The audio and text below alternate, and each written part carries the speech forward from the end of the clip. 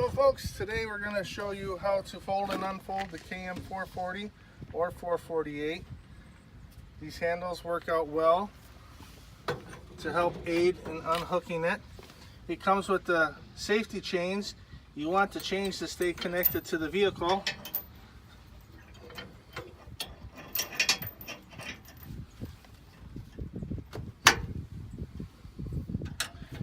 Very important, once you lift this pin up, that you put the latch back down. You do not want to leave the latch in the up position, or it might damage your unit. So as soon as you unhook it, put it back into this position. With the bar, it aids in helping you be able to move the infrared around for the folding and unfolding. When you get to this point, your assistant will grab it from the underneath side and help you lower it down. He'll grab his bar. I've still got this one in my hand. And we'll simply walk it backwards. Stopping in the middle. We both want to look inside of the unit and make sure that everything is in working order. Once you inspect your blanket, you continue to walk it backwards and unfold it.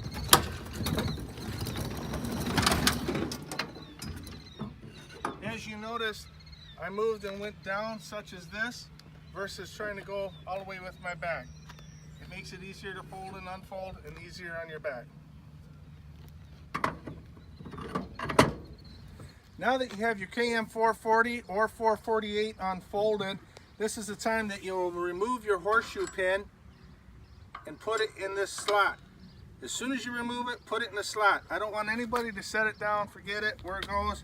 It's got two places, either in the bracket to keep the caster from going back and forth, or right there.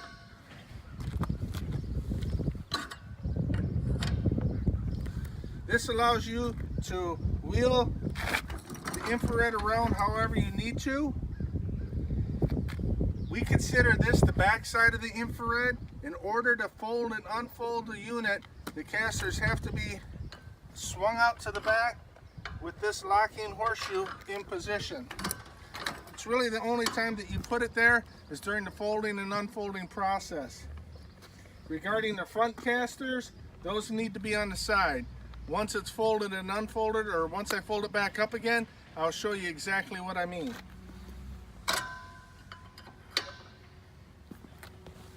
To move your caster on this side, if you've been using the unit where it's hot, by all means you need to have leather gloves. This infrared is putting out 1800 degrees of heat.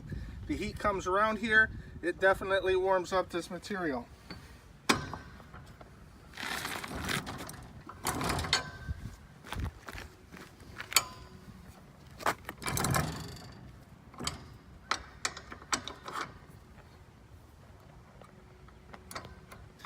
The reason you want to move your caster side to side is that you don't want to roll through what you've just heated up. So as this unit's set up on this side, you're going to be moving your infrared forward and backwards, not side to side. You never want to roll through what you've just heated.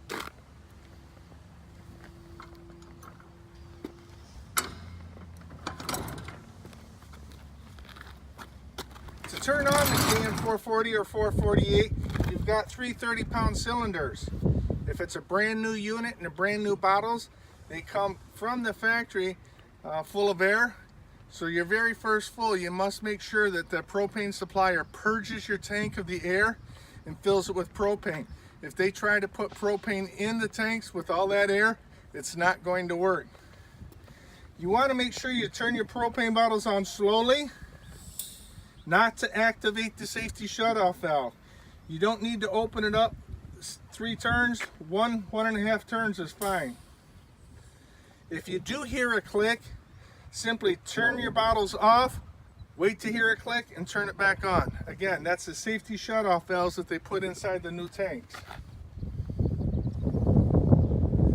Once your propane bottles are on, you can come over here, turn your key on. You'll hear the fan turn on. You'll see that I have a full 12 volts. select your zones by turning on the zones. Depress the green button. I am now heating the asphalt. You notice that I have my gauge over here. This is showing my propane tank pressure, bottle pressure, and this is showing that I'm in the heating cycle. After the first heat of initial 45 seconds, you will see this needle peg down. It'll take 20 seconds and it'll turn back on. At that point, it will heat for 30 seconds on, 20 seconds off. Currently, right now, I'm only heating up zones 2 and 4, which you'll see a dividing pin welded right here, all the way to the outside. That is zones 2 and 4. From this point over that way, this is a 3 foot by 4 foot zones for 1 and 3.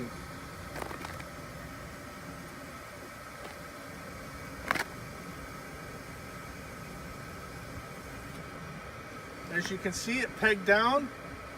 Give it 15-20 seconds, it'll peg back up to do the automatic igniting. I am now heating asphalt again. At the end of the day, when you're all through heating, I like to turn off your propane bottles. So I'll close off my cylinders. And if you watch this needle, it'll peg down. It's showing me that I no longer have any propane in the line. I'll turn my key off and that fan is going to run automatically for 2 minutes. This is just at the end of the day, the last heat. I like to purge the system of all the propane in it. Over here, daily maintenance. This is our deep cycle battery charger. It has a built-in charging system in it. When it needs a charge, it'll take a charge. So if this is in your barn or shop, please make sure that you keep it plugged in at all times. Again, just like your boat, if it needs a charge, it's going to take a charge.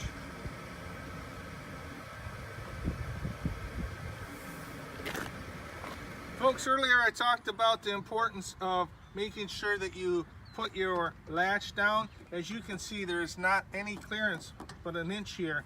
So if this was in the up position, not locked down, we would definitely be poking a hole through the top of the infrared here.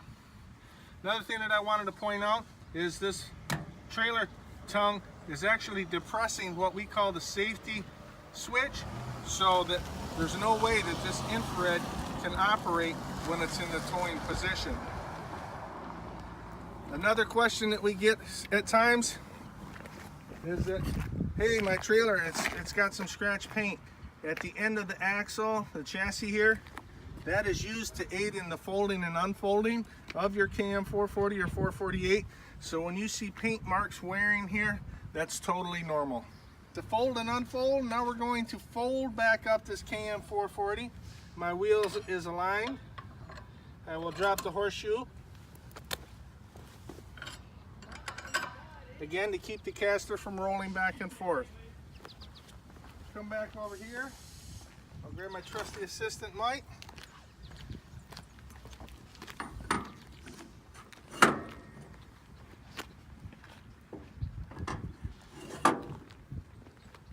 Bend over, count it 1, 2, 3, go.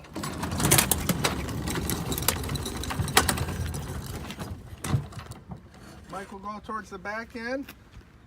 Again, I like to use these rods to put it in here. This helps me push down as well as maneuver the infrared. 1, 2, 3. Push down. This gives me much more stability, capability of steering and turning.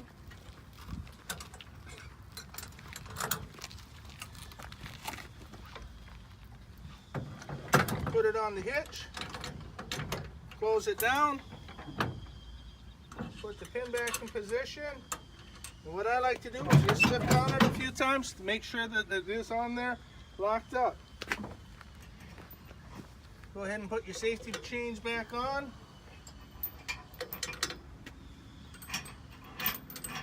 Plug in your lights.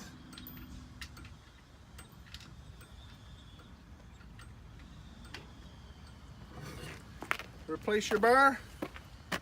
We're good to go. Something that I wanted to point out that I touched base with earlier, to fold and unfold your infrared, this is how your casters have to be. If you can come on over here, I'll point out to the folks. Again, this is what we call the bottle side or back. This is how your casters have to be. The bottom half or the front side, your casters have to be out there. Again, very important that you use your horseshoe. If you're trying to unfold and fold this without your horseshoes, your casters are going to be wobbling and traveling on you. That is what it looks like. The daily maintenance for your KM 440, 448, every other day or so, depending on how often you're using it, you want to grease your casters. There is a greaser over here, as well as this one right here and one here. The cleaner you keep your casters, the easier it is to maneuver it on asphalt. So if you ever have a buildup of asphalt on there, simply take a putty knife and scrape it off. Again, you're producing 1800 degrees of heat, so you want to keep everything moving as freely and flowing as possible. The only other really maintenance issue you have to do, or not issue, but is charge your battery. I can't stress enough to keep it plugged in. If you're not using it, it'll not take a charge. It'll only take a charge when it needs a charge. So even in storage, just keep it plugged in. Thank you very much. If you have any questions, 800-492-1757.